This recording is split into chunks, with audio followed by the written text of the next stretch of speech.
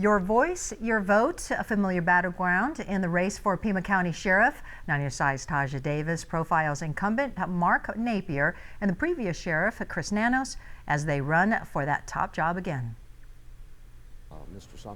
When Chris Nanos was running for re-election in 2016, now sitting Pima County Sheriff Mark Napier ran against him and won. This year, the two are going at it again as Sheriff Napier campaigns for a second term and Nanos campaigns to be re-elected. Well, I really enjoy being the sheriff of this county, but we've got so much more work to do. People who had at one time been in Mark's corner, they supported him, they endorsed him, and they now realize that they've made a mistake, so they've asked me to come back. Sheriff Napier says there were many issues within the department when he took office, many of which he says that have been addressed and fixed. Of course, there was some issues with corruption, the federal investigation. There was some fiscal mismanagement. You know, when I took office, we were going to be about $6 million in the red. That's unacceptable. Over the last 3 fiscal years, we finished about $5 million in the black every year, while giving compensation raises to our people.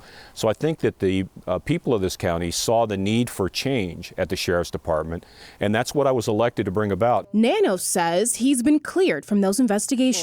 I think that we've learned a lot since the last election. The last election, I was caught up in a turmoil of some things that were going on around me that I was unaware of, and the investigations that were committed to by other outside agencies have all proven clearly that I had nothing to do with that investigation or any knowledge of it. On the issue of department operations, especially staffing, Sheriff Napier says the department now has a strategic plan and is looking to hire more deputies with federal funding he's received for the department. We're currently at about 92% staffing for our deputies, which is on a national level very, very good.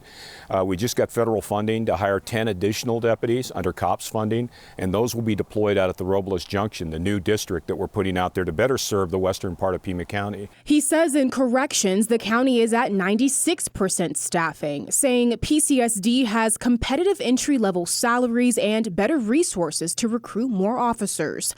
But Nanos says the solution to staffing isn't hiring, but attrition. When I came in, we had some high attrition rates. I came in and we lowered those, we cut those in half. Today they've doubled. It's a low morale issue. I've talked with several deputies, several corrections officers.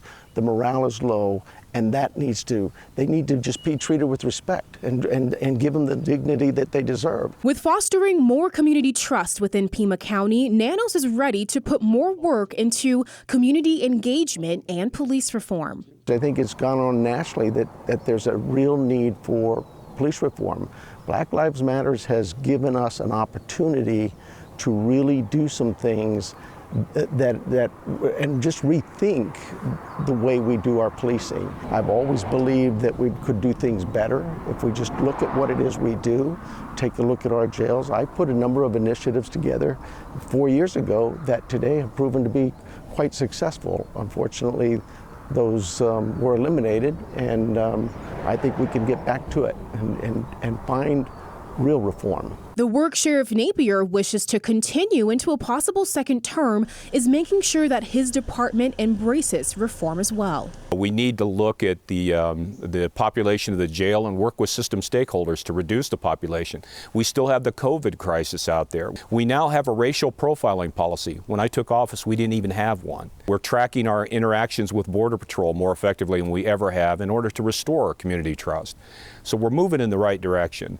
And on the subject of border security, both candidates believe deputies should be able to assist if asked, but it's not the job of the Sheriff's Department to enforce immigration law. Taja Davis, KGUN 9 on your side.